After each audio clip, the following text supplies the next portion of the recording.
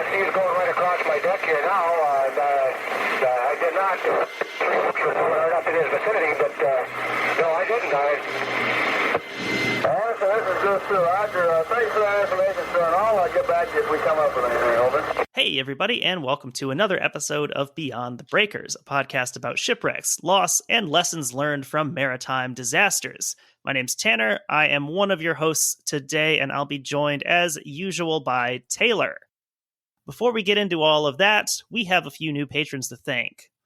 So a big Beyond the Breakers thank you to Angry Old Man Yada Yada, Aaron, Mary, George, Jacob, Mac, Jody, and we also want to give a shout out to Peter for acquiring that promotion from able sea person to second mate. So with that, let's bring in Taylor. How's it going? Not too bad. I had an idea as you were reading those off that, like, you know, if we were better at our jobs and produced better, we would have like a ship's bell that would ring after each patron's name. 29 times. We also have a good distribution of English regnal names here. We've got a Mary, we've got George, we've got Jacob, which is used as like the Latin form of James. I didn't know that. That's why they're called the Jacobites. Oh, yeah. I guess I never had been curious about why they were called that. I just accepted it. Jacobus is used as like I don't know why that's used as the Latin form of James. Kind of like how in Spanish, the Spanish version of James is the name Diego. I didn't know that either. It's like Santiago is Saint James. Santiago Matamoros, Saint James the Moor Slayer. Thank you to all of those names that we just read here. So starting out here with a little bit of a goofy structure, which is good because this is a bit of a goofy structured episode overall that I hope ends up panning out okay. First, we can talk media. What have you been up to in terms of media consumption? So I think I mentioned it on a recent bonus episode, but two shows that I've been watching. Somebody Somewhere on HBO. I finished that. It's really good. It's a dark comedy, kind of slice of life in middle America. It's like a 3-season arc, and I feel like they didn't try to do too much. So they did a very good job of like when a show ends when it's supposed to. The other thing is Masters of the Air. I finished that as well. It was enjoyable. It's intense. I love the book. There's obviously changes from the book to the miniseries. They're not the most complex characters. And to some degree, it makes sense for the bomber pilots of kind of showing the like juxtaposition of being over Berlin and then 5 hours later, like having a martini. Like that was their life. It was, very interesting. Listen, you don't have to show the Nazis in any kind of like positive light, and I get that. But like, there is not a German person who is not a caricature in the show. Mm-hmm. Like the Germans are all very German. Does it show like from a German? Does it show like German pilots coming up, or like? No, not really. Most of the German aircraft you see are just kind of nameless, faceless, zoom in, zoom out. Like you don't even. Mm-hmm. They're almost more nemesing because you don't actually ever really get to see them. Like if you're at like the position of a waist gunner or something, it's just a flash. And that's the way it has to be if you want to be an effective warfighter.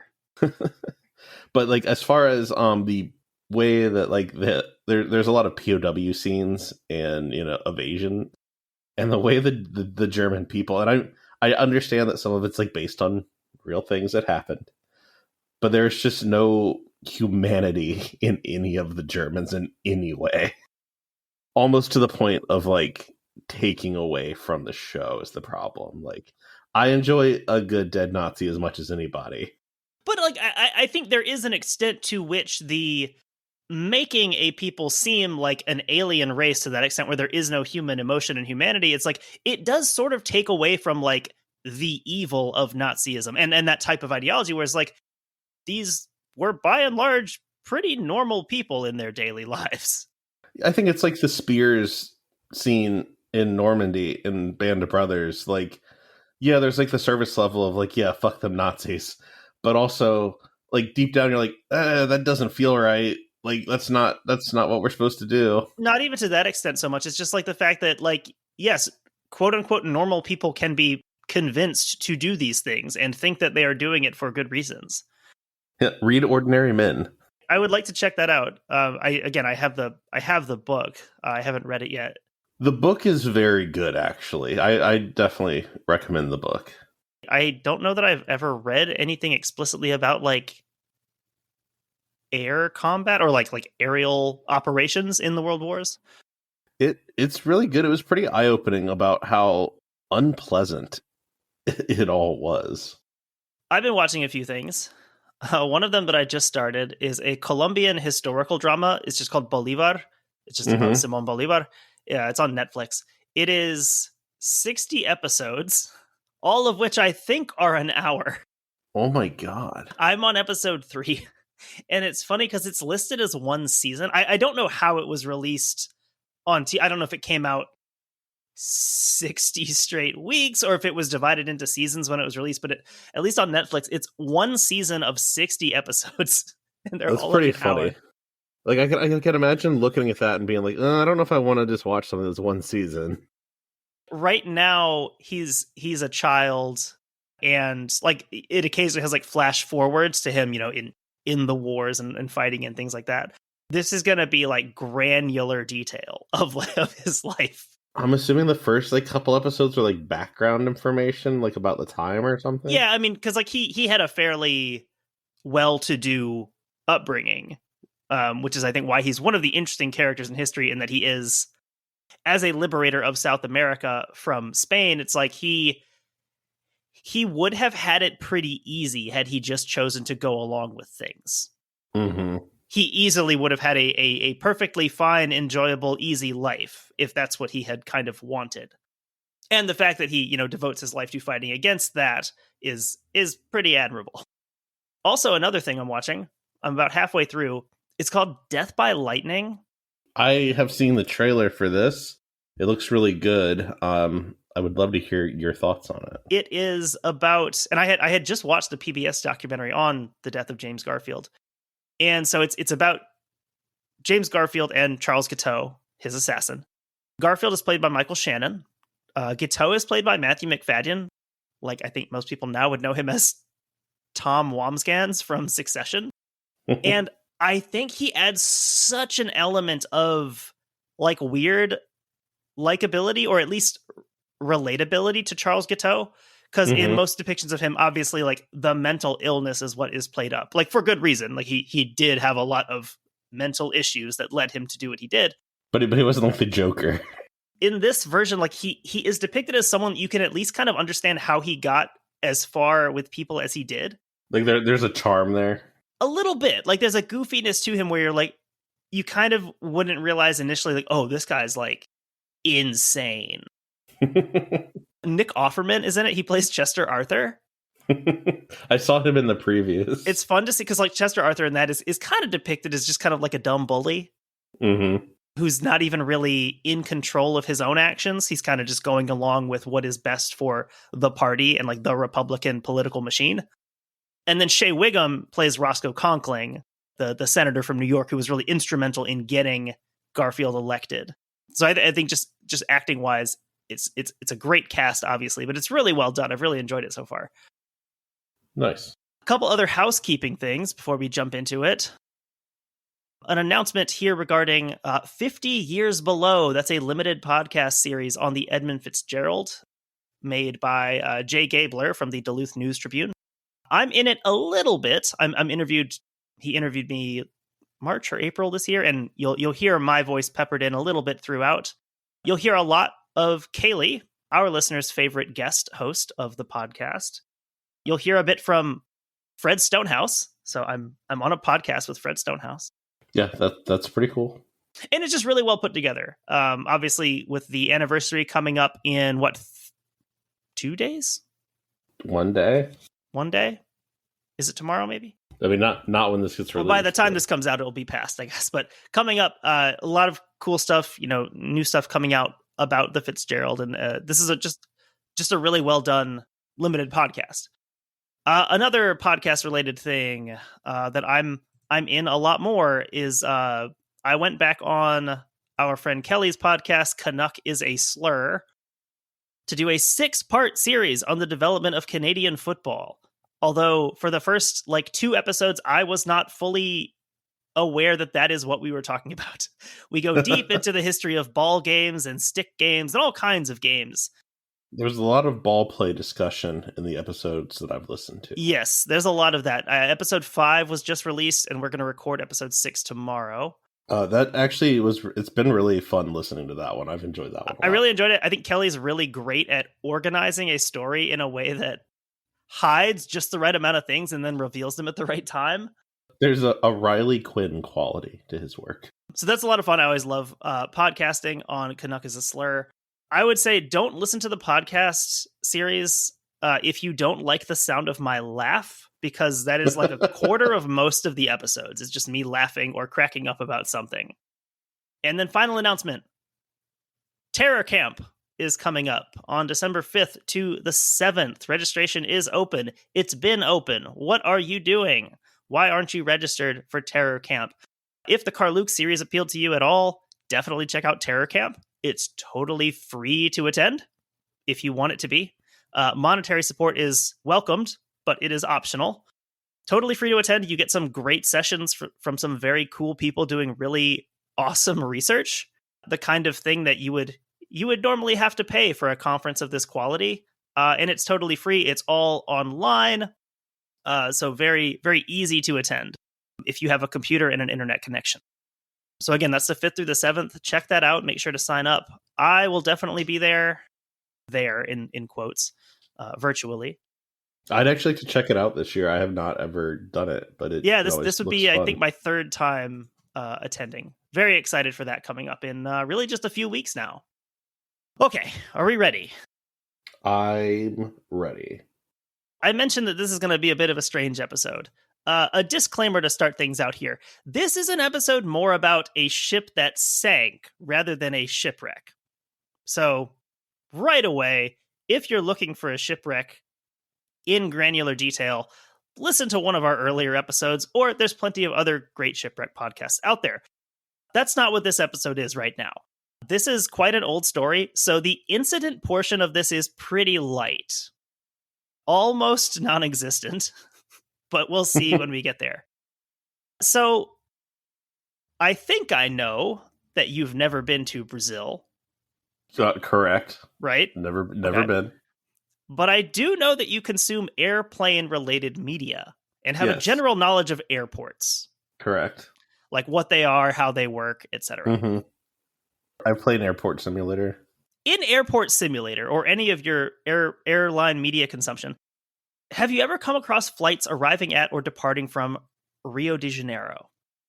Yeah, I've definitely seen those before. Do you know what the airport's called in Rio? I do not. The main airport serving Rio has the rather unwieldy full name of Rio de Janeiro Galeão Antonio Carlos Jobim International Airport. The Antonio Carlos Jobim was added in 1999 to commemorate the Brazilian musician and composer who's considered one of the innovators of the bossa nova genre. That's all we're going to say about him. Not a bossa nova podcast. However, it is more widely known by the short, older name of Galeão, or galleon. Why name an airport after a style of ship that was outdated centuries before the advent of the airplane?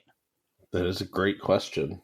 So I'm going to quote here, or you're going to quote here, in translation, my translation, all mistakes or awkwardness is mine, from Laurentino Gomes in Volume 1 of his 3-part series, Escravidão.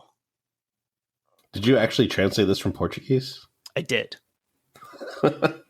Nice. Also, but before you read this, to kind of capture the sound, the feeling of Portuguese, it's best to sound like you're complaining about something the whole time.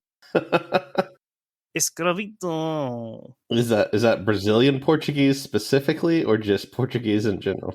Brazilian Portuguese is most of the Portuguese I've heard, so I don't know if Portugal Portuguese sounds quite the same. Yet you've been to Portugal and not Brazil.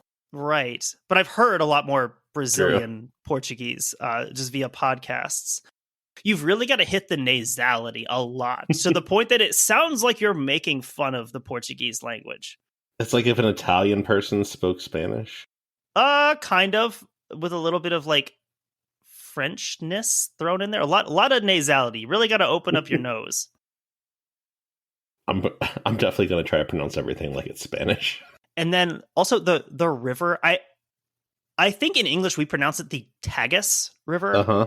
It's called the Tejo in Portuguese, but I think Tagus is what we say, or maybe Tagus in English. Tagus is like where my brain went. Go with Tagus then. On the 20th of October, 1665, a ship of gigantic proportions crossed the bar on the river Tagus in Lisbon.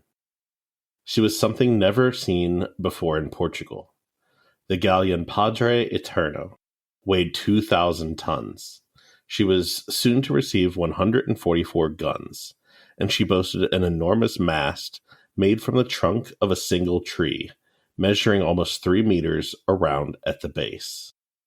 The largest vessel in the whole Portuguese Empire, the Padre Eterno was built entirely in the Bay of Guanabara, at the shipyard located on Governor's Island, where Antonio Carlos Jobim International Airport, popularly known as Galleon, operates today. And if you could just say that again, it's galleon. Galleon. Gotta really hit that. Nós falamos sobre navio, galleon, Padre Eterno. We're gonna get like hate mail from Brazil. No, they're gonna be like, "Oh, your pronunciation sounds perfect." I can't believe a white boy mastered it so well. It's like those TikToks of white boy orders in like perfect Cantonese at Chinese restaurants. Speaks entirely through his nose, orders in perfect Brazilian Portuguese. To set the scene for our episode, we need to head back to the Brazil of the mid-17th century. What's going on in Brazil of the 1650s? Anything good? No, not really. Not really. We can actually pick up a thread from an earlier episode that we kind of set aside. During the episodes on the Spanish Armada and the San Felipe incident, we made reference to the Iberian Union, the period of time from 1580 to 1640 when the crowns of Spain and Portugal were united under a single ruler. These single rulers being our buddy, Philip II. I know him. His son, Philip III, and his son, Philip IV. All three of them, at points in their reign, reigned as kings of both Spain and Portugal, obviously among various other places. Even terminology-wise, I'm just using Spain here. It's far more complicated than that. There's multiple kingdoms incorporated into that, but it's just easier to say Spain. We talked about how the Iberian Union started with the death of the Portuguese king Sebastião at the Battle of Alcácer Quibir in 1578, or Sebastian in English. His brother Enrique took the throne. As a cardinal of the Catholic Church, and presumably a cardinal who followed the rules of the Catholic Church, unlike some popes we know, he left no children to continue the line of succession, thus ending the rule of the House of Avis when he died in 1580. This led to a succession crisis that saw a Portuguese claimant, Dom Antonio, he's the one who makes the Portuguese Taiwan in the Azores, Okay. vying for control of Portugal with his neighbor Philip II of Spain. There are several other claimants as well, but ultimately, Spain's military might wins out. This is Spain at basically the peak of her power. If she decides that she wants something, she's probably going to get it here. I mean, I imagine, especially too, like when it's in Spain's backyard. The Portuguese Empire famously is very much a sea-born empire, and pretty thinly spread at that. So a decisive victory at the Battle of Alcântara outside of Lisbon chased Dom Antonio from the continent, and this victory would be followed a couple years later by Álvaro de Bazan's victory at Ponta Terceira in the Azores. From that point, Dom Antonio ends up in England, as we discussed in the Armada episode. For the next 60 years, the two kingdoms would remain separate entities on paper, but they're ruled by a single monarch. Spain doesn't really come in and take over all of the Portuguese assets. They pretty much just let things run themselves as they were, but kicking everything up to Spain. If we remember, Lisbon was the Spanish Armada of 1588's initial assembly point. And that's interesting, like back in the day when that would happen, of like one king, but like two kingdoms. Very Habsburg. It is, and literally Habsburg in this sense. So when Philip II died in 1598, he's succeeded by his son, Philip III. Philip III's mother, Anna of Austria, was the niece of his father, Philip II, making, I think, his mother also his cousin? How very Habsburg. So Philip III had few of his father's positive qualities and even fewer of his grandfather's, Charles V. During the reign of Philip III, Spain would enter the 30 Years' War and put the conflict in the Netherlands briefly on the back burner with the 12 Years' Truce. He dies in 1621, leaving the throne to his son, Philip IV, just before this Philip's 16th birthday. Most kids just want a car, you get a kingdom. A nice little birthday present. You get a whole empire. Philip IV is King of Spain through the remainder of the 30 Years' War, and he would actually rule until his death in 1665.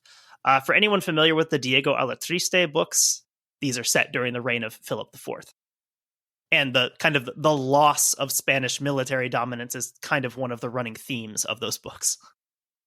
But we don't need to go quite that far just yet, since the next big event for us happens in 1640 with the breakdown of the Iberian Union.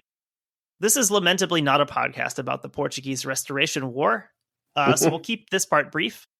But in December 1640, the Portuguese aristocracy decides that they have had quite enough of Spain as an overlord, and they execute a sort of bourgeois revolution, declaring the Duke of Braganza the new king of an independent Portugal as João IV. And actually, we mentioned Lisbon.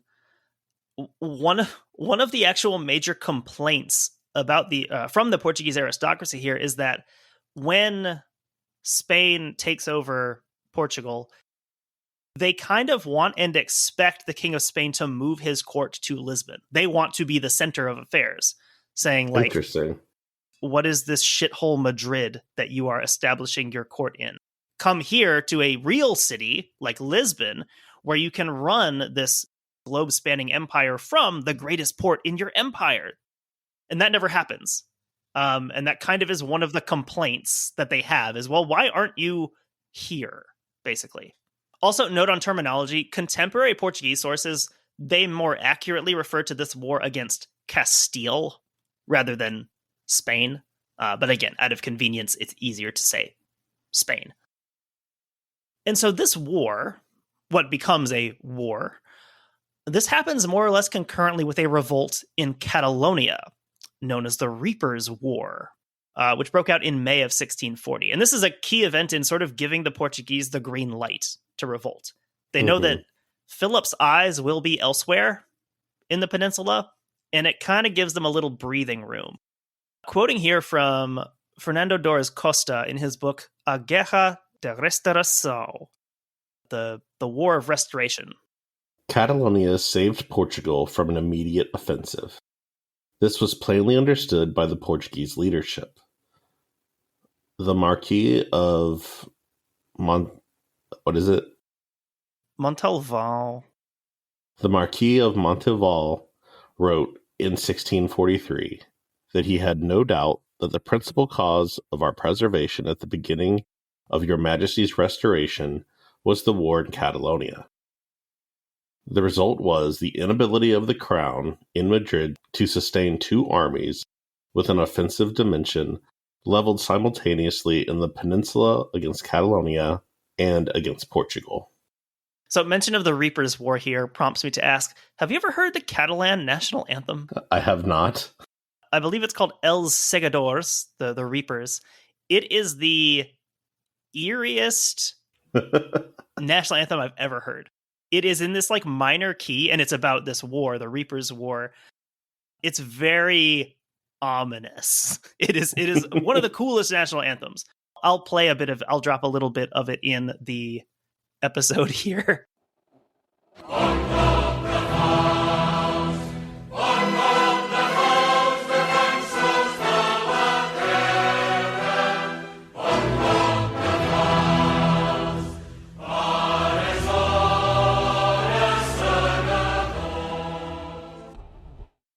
So Portugal's reassertion of its independence set off a conflict that wouldn't be wholly settled until 1668, with the signing of the Treaty of Lisbon and Spain's formal recognition of Portugal's independence. More on that later. Now that Portugal is sort of shaking off the shackles of Spain, they're kind of, newly divorced, out there, ready to have some fun. Dip the toe back in. Let's talk about the Portuguese Empire a bit, specifically Portuguese shipbuilding. So as a maritime empire, at this point, they have about 2.5 centuries of experience with long-distance voyages. I think especially for Americans, we tend to think of 1492 as the first big, really, truly long-distance voyage. Mm-hmm. The Portuguese are doing this for decades prior to that. The Portuguese are sailing, south along the coast of Africa, around the African coast to India. So the Portuguese really do have a leg up on pretty much every other European nation. They have tons of experience with navigation, with shipbuilding, all of those things you need for this type of empire. They've learned a thing or two about how to build ships for various endeavors. Quoting here from A.J.R. Russell Wood in The Portuguese Empire, 1415 to 1808, A World on the Move. The Nau, or carrack, plying the route from Europe to India, and thence to Malacca, China, and Japan, had antecedents in the Italian merchant vessels of the later Middle Ages. But the Portuguese had placed their own imprint on them. They usually had 4 decks, high poop, and forecastle. I don't like my phrase there. At this time, because we are actually talking about like a fighting castle, I am tempted to pronounce it forecastle because this is still what it is, but you could just go with forecastle because otherwise people will complain. Right. They usually had 4 decks, high poop, and forecastle, were broad in the beam, and grew to be unmanageably large and heavy, to the point of disaster when overloaded or with a badly distributed cargo of peppers and spices. Carracks did not get much bigger than the mammoth Madre de Deus, which was captured by the English homeward bound from India in 1592, and was estimated to be of 1,600 tons. The French traveler François Pirard de Laval referred to 4 vessels, each of 2,000 tons, arriving in Goa in 1609. In the early 17th century, Dutch and English predations led the Portuguese to switch from the large black ships to smaller, speedier galleots of 200 to 400 tons for the Macau to Nagasaki run. Although the term galleon was sometimes used interchangeably with nau, galleons were usually smaller and in the 600-ton bracket. The same ambiguity applied to the designation fragata, which originally applied to smaller vessels of 100 to 200 tons, but in the 17th and 18th centuries came to be applied to larger vessels. The best vessels were built in India of teak and in Brazil from native hardwoods, both of which were superior to Portuguese pine and oak. So this is one reason that I kind of centered onto this story, in that it is kind of representative of what the Portuguese Empire is. Mm-hmm. The power of Portugal's empire comes entirely from its ships. Many of those ships, regardless of where they're going to be sailing, come from Brazil. So speaking of shipbuilding in Brazil, let's hear a bit more on today's main character. Padre Eterno's construction took around 4 years, beginning in 1659 and being completed in 1663. We don't really have exact measurements for her, but the general consensus seems to be that she was at least 50 meters or 164 feet in length. For comparison, if you're thinking of a galleon roughly from the same era, the famed Spanish galleon Atocha, that wrecked in 1622, measured just under 112 feet in length. So she's considerably larger than this, most famous Spanish galleon wreck. Yeah, that is a good bit bigger. To compare her with some other naval contemporaries, as several sources do, she outweighed the English vessel Sovereign of the Seas by about 500 tons, although the two vessels were roughly equal in length. Sovereign was about 30 years older. So like this is a common comparison across sources that seem to just kind of like copy each other. Mm-hmm. I don't know how useful that comparison is. Sovereign was 3 decades older, and ships are changing pretty rapidly at this time. Right. English shipwrights were brought in to supervise her construction. Again, this long-running historical, sometimes formal, sometimes not alliance between Portugal and England. So English engineers and shipwrights are brought in to observe this, although the work itself is done largely by local artisans and indigenous labor. Of course, one could assume that enslaved African labor is also involved in some capacity here. In Brazil of the mid-1600s. Although, as we discussed in that now unlocked bonus on the slaving brig Henrietta, African slave labor didn't actually surpass indigenous labor in Brazil until the middle of the 17th century. So right around what we're discussing here. Yeah, right here. So it is possible that the physical labor was done by mostly or entirely indigenous labor. It's not good when you have to like debate which type of slavery was used. Expanding that out, though, there's really no way to extricate African slave labor from Brazil at this point. By this point, it is firmly entrenched. So some level of this was being done, whether that's the physical labor, whether that's the production Harvesting of supplies, material, the harvest. yeah. Yeah, exactly. Transporting wood to be used here. Some aspect of this was involved. And also, speaking of time when this is constructed, the context of the Portuguese Restoration War is important here. It's a conflict that lasted technically almost 3 decades. And like any war of that length, there are ebbs and flows in the intensity of the fighting. Kind of like how the 100 Years' War is kind of a misnomer in that, like, this is not 100 years plus of constant warfare. This is... Yeah, like, intensity may vary. Like a kind of a bunch of little wars strung together. This war consisted largely of raids and counter-raids into one another's territory, with little in the way of set-piece battles or formal campaigns. All things considered, this is kind of the way that Portugal needs this war to be.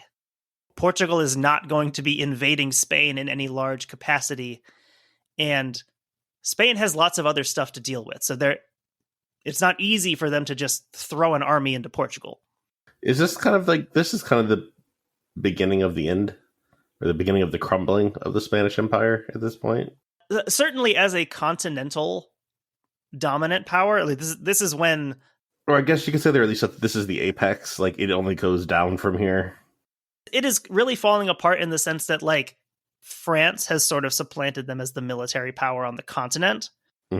Spain, like, has her overseas empire for a long time after this and doesn't really lose significant parts of that for quite some time. But certainly, like, this is when they are being replaced as the continental land power. They've become woody. Buzz has landed. Yeah, that's a great comparison. As this wasn't really a formal set of campaigns, very few of the other, scare quotes, rules of war were observed here. A lot of atrocities on both sides here. This is pretty bloody, nasty neighbor-on-neighbor fighting.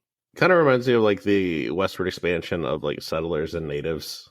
A lot of, like, there'd be flare-ups, and then there would be months where nothing happened, and that cycle would go. Here, you've got towns on, like, either side of the border that maybe have detested each other for a long time and now have a reason to actually start killing each other.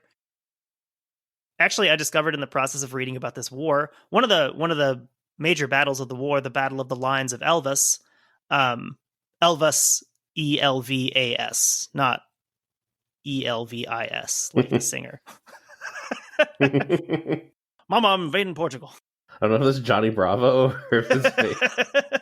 I discovered that because when I was in Spain, we visited Portugal, and there was a fort there in Portugal that they wanted to show me because I knew I was really interested in history, my host family. And we went there and it was closed. And my host dad, like, went up to the gate of the fortress that was locked and, like, knocked on it. And this elderly man pops his head over the rampart of the fortress, and he looks down and, like, he says, "Oh, we're closed today." And my host dad, like, motions him down. He comes down and he comes outside. And I don't know what my host dad said to him because, like, I didn't I didn't hear the conversation, and it was, in Spanish/Portuguese anyway. And the guy says, "Oh, like I can open up the fort and we can give you guys a tour." There was a few other like families there too, but like he opens it up and he gives us like a personal tour of the fort.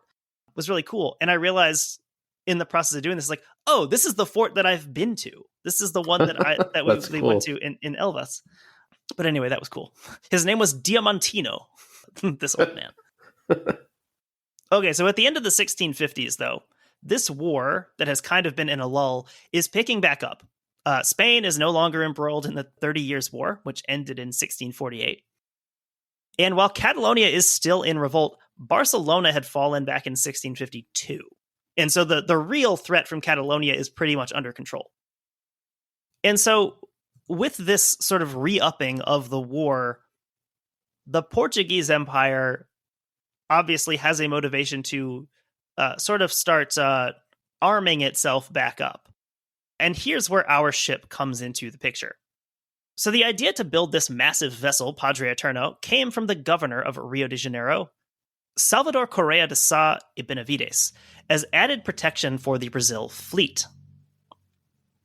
Is the translation, is the yellow and green the same? It is. I think it would be funny if you just tried to read the Portuguese. I didn't know if it was like something you were going to read first. Do like the thing they do in documentaries, like where we both say it at the same time, but yours is like faded lower beneath it. I've considered doing that with things, but like if my pronunciation was better, maybe I would consider doing that. But I don't think it's that worth it to have it in there. We'll save that for Russian or something. The operation brought together various woodworkers in the city itself, in Bahia, and others who came from Lisbon, and from other centers of naval construction of that time, and was undertaken at the expense of the governor. It must be noted that all of the important ports on the coast had facilities to repair ship and their equipment, sails, ropes, etc. That quote you just read mentions at the expense of the governor. Mm-hmm. And that is noteworthy. Like he's privately paying for this? Because of who the governor is and how he got the money to pay for that. Uh-oh. Laurentino Gomes labels Correa de Sá as, quote, one of the most notable men in the history of slavery in Brazil. It's not good when you're notable amongst like already horrible people. And hopefully listening to this, hopefully our listeners have listened to that unlocked bonus where we went more into the numbers, looking at the sheer magnitude of how many slaves were transported to Brazil. You don't want to relativize these things or try to, compare which group had it worse. Slavery was an integral part in the development of the United States. It is the great black mark, well, one of them in the history of the United States.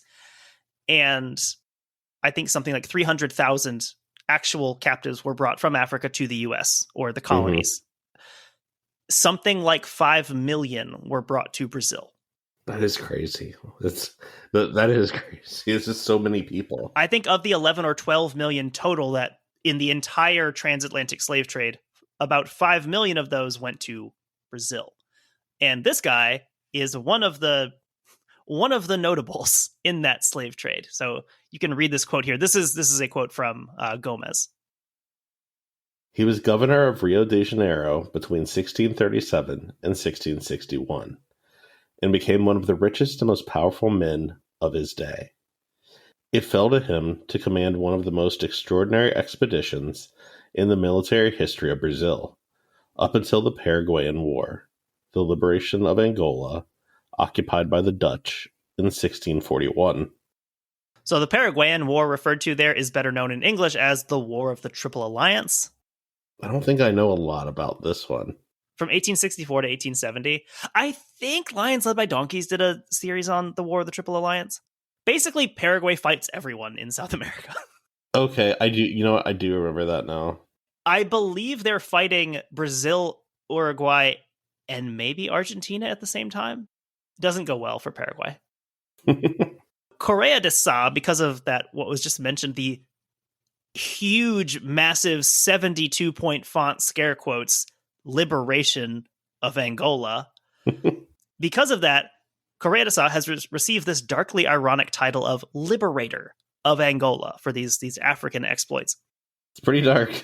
So a bit more on that. This is, I think, a lesser known period of history is that the Portuguese and the Dutch fight a transatlantic war in the middle of the 1600s with obviously naval operations, but also land operations in South America and in Africa. I definitely did not know that. And Correa de Sá, he leads a relief expedition to save Angola from the predations of the perfidious Dutch. Continuing here from Gomes. Thanks to this feat, Portuguese and Brazilians managed to control the sources of captive labor that assured the prosperity of the colony and afterwards of an independent Brazil until the middle of the 19th century. Salvador de Sá was furthermore owner of one of the most controversial resumes in all of the Portuguese colonial empire. Before I continue the quote, just to highlight what it said there, it talked about controlling the source of captive labor. This is why Angola is this bone that they're wrestling over, is because they both want to control the main place where these slaves come from. As we talked about in the Henriqueta episode, Angola is the gold mine of extracting these captives from Africa. And why that war happens on both sides of the Atlantic is because they're fighting both over the source of the labor and where they want to put it to use. So the Dutch are trying to take these areas, these sugarcane growing areas and other things from Portugal, and they're also both fighting over where these laborers are going to come from. It is one of the most fucked up conflicts probably in history. It's like one of those where there truly is no one good fighting. This is an appalling conflict in all facets of it. You do have some interesting stuff in Brazil where you have native and or African leaders kind of popping up and leading local resistance against the Dutch, which is a very interesting situation that maybe it's one of those devil situations. I would at least rather fight for the people who we speak their language and, not the Dutch. Very interesting stuff happening in this conflict. I'm rereading Retribution by Max Hastings right now about the end of the war in the Pacific, or the war in the Pacific in general. But that made me think of a lot of the British possessions were in the Pacific were very excited at first to be liberated by the Japanese. And very quickly, they actually saw their best path to freedom for the British to come back. So it is very interesting of who would you rather be ruled by? Yeah, similar thing in Indonesia with the Dutch. There's that sort of honeymoon time where it's oh yeah, you kicked out the Europeans, and then suddenly this is not much better. Yeah. Oh, it's the same. Okay, so continuing that quote here from Gomes. Against him were leveled serious accusations, including the contraband of gold and silver, overpricing of construction projects, appropriation of resources from the royal treasury, illegal collection of taxes, extortion, abuse of authority, and nepotism. What is this? The Trump White House? I was like, this makes him sound like a Sopranos character, overpricing construction projects, extortion, nepotism. I have never watched an episode of The Sopranos, but it comes on my TikTok feed a lot, so I've seen a lot of snippets of The Sopranos with no context. One final bit of the quote here. He became a prisoner in Lisbon and was condemned to exile in Africa, but he ended his life pardoned and generously compensated for the great services he had rendered to the Portuguese crown. Of course, we know that those are objectively pretty horrendous services, but from the perspective of Portugal, if they lose Angola, they have basically lost the engine of their empire. If they do not have that flow of slaves to their colonial possessions, that quickly sinks the power of Portugal. And then, Brazil probably falls soon after that. So yeah, from a purely colonialist perspective, yes, he did a great service to Portugal. And so all of those things also worth pointing out that this Correa de Sá, he is considered a nasty piece of work in his own time. Much in the same way that you could say about a Christopher Columbus. He's not being canceled by modern wokeness. He was considered a pretty awful dude by his contemporaries. He was known to be a criminal, a gangster, among other people who were doing many of the same things. I looked up the Angolan War of Independence, and I guess it just never clicked in my head of who they were fighting for independence from. You mean like the one in the 70s? Yeah, I mean, like, let's check the dates. 1961 to 1974. That's pretty crazy that Portugal's still holding on to that in 1974. Did you listen to the series of Blowback? I have not. I've only listened to the first episode. Oh, right. I guess it's not out on general release yet. Yeah, I have not listened to it yet. Definitely a good one. Yeah, I mean, a lot of the issues we kind of touch on here come to a head, and they kind of go through that because obviously that involves apartheid South Africa, that involves the United States, it involves the Soviets, the Chinese. Everyone's getting involved in Angola. Salvador Correa de Sá's removal as governor actually takes place in 1661, meaning he's no longer governor by the time Padre Eterno is completed. He is removed from office for many of those things that we just read, and a few other things that get him in trouble. But not too much trouble. No, and it kind of reads to me as a situation where it's like, okay, you're being a little bit too open about these things, and it's making the whole system look bad. So yeah, like time to put you out to pasture. Yeah, we need to kind of bring you in and let you cool off for a little bit, and maybe people will kind of forget all about it. So finally, the maiden voyage of Padre Eterno would see her arriving in Lisbon in October 1665.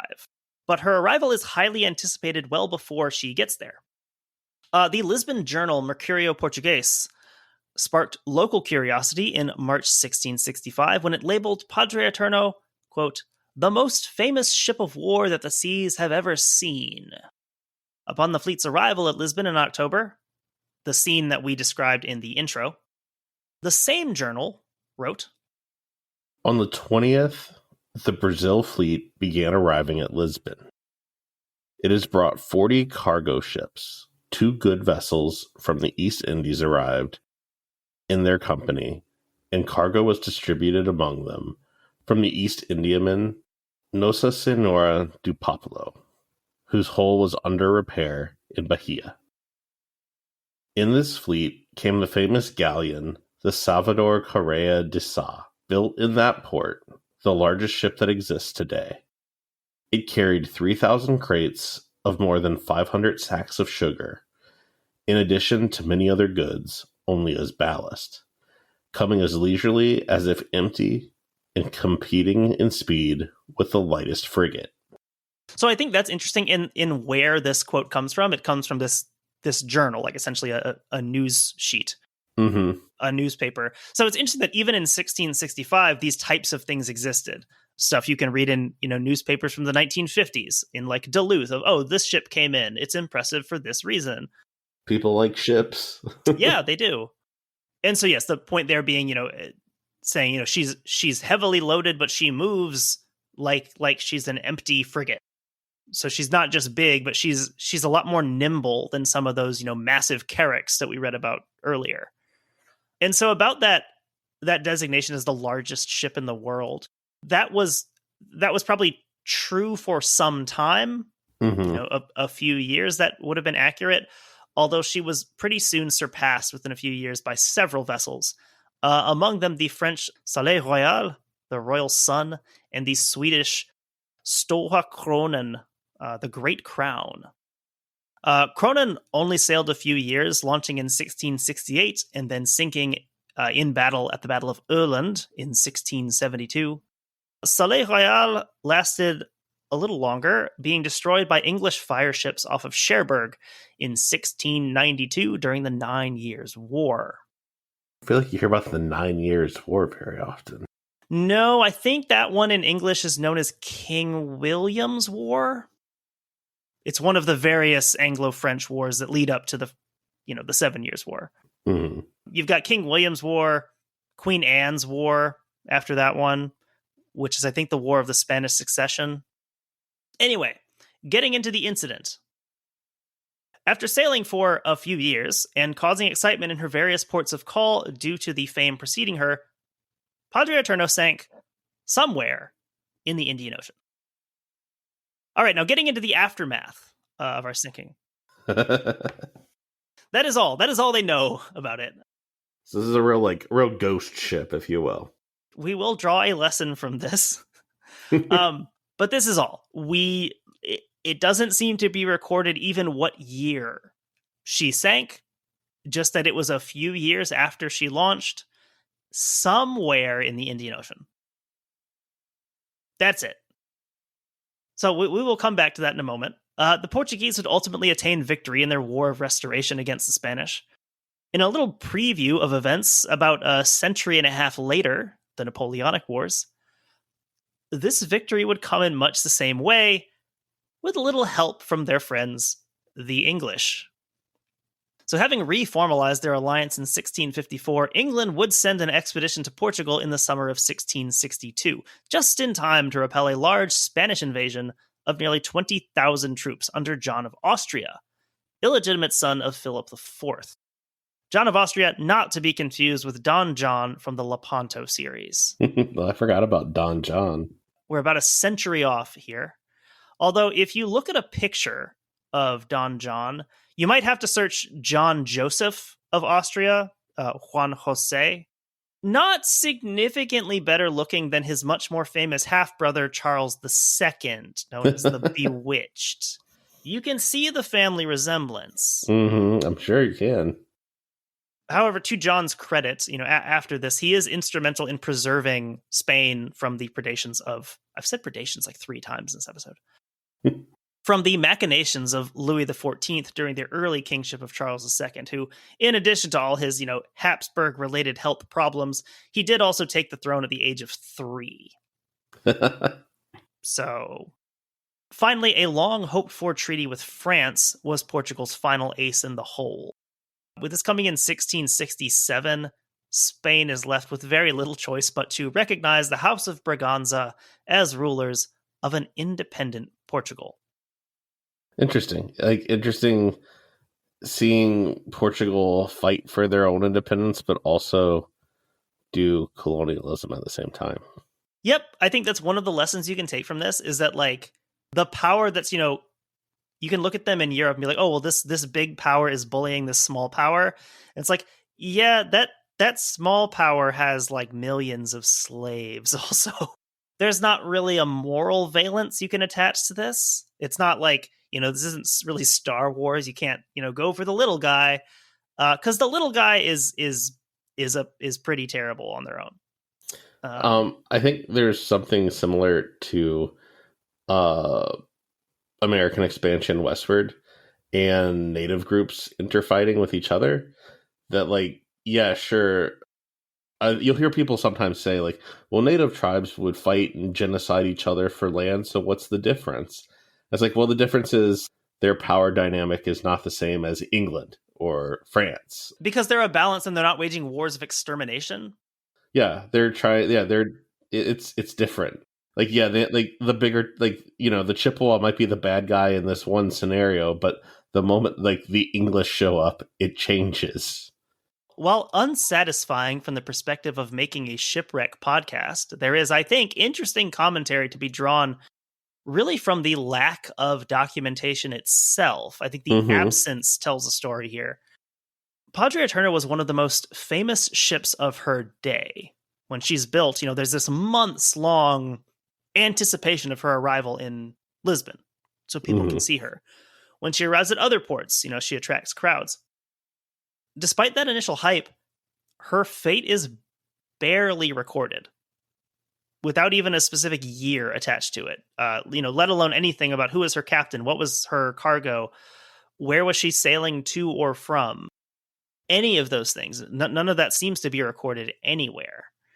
And I think that's really interesting in the light of 2 things: how many ships Portugal's pumping out at this point, but also how quickly these ships are changing. Things are always being updated, and the next new thing is always going to be the one that people care about. We've talked about it a lot in our Guadalcanal series. New lines of destroyers, of cruisers, of battleships, and how something that was the coolest, baddest thing on the block when it was built, within a couple years, it's not obsolete, but it's not nearly as cool as it used to be. I think also it's worth telling a story like this in that, this is a ship that, did, win all these accolades and got headlines during its day. And like anything else in the Portuguese Empire, it is the product of colonial endeavor. It is the product of colonialism and imperialism, a big part of that in Brazil being enslaved African labor, which we'll have plenty of opportunities to talk more about. But I thought this was a good way to sort of talk a bit more about that, talking about a specific vessel from this time period. So no complaints that there wasn't a shipwreck here. There was. It's just that we don't know. It existed. We don't know where it is or when it happened. It's like a murder, but there's no body. Or really even a time when someone noticed that they went missing. So yes, I wish we had more to say about Padre Eterno, and maybe someone somewhere does, or will at some point. But for right now, that's really all we know. So with that, I mean, unless you have any final thoughts, I think we can wrap up here. No, I think that's great. It is interesting talking about, these old ones, and even when there's not a lot of information, like you said, like looking at the life cycle of these ships and how they do go from being front page news to quite literally undocumented in the matter of years. So no, it was a fun episode. I like that. Cool. So with that, we can sign off here. Follow us on all the social medias. We're still on Twitter. We're on Blue Sky, Instagram. Sign up to the Patreon. Actually, if you liked this episode, this is much more like a bonus episode than a main episode. So if you liked this one, you get more stuff like this on Patreon.